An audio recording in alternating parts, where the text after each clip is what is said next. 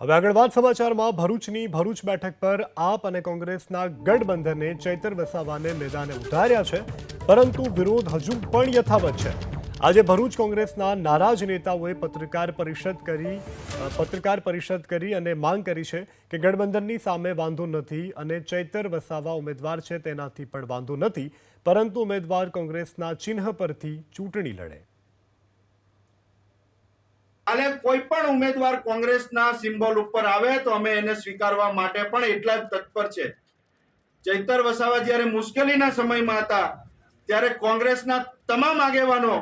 એ વિસ્તારની અંદર જઈને એને પણ મદદરૂપ થવા માટેનો પ્રયત્ન કરેલો છે।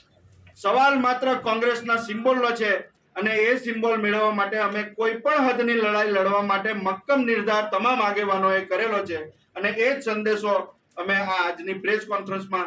ભરૂચ સંસદીય મત વિસ્તારના તમામ મતદારો, તમામ કોંગ્રેસના પાયાના જે કાર્યકરો છે એના સુધી પહોંચે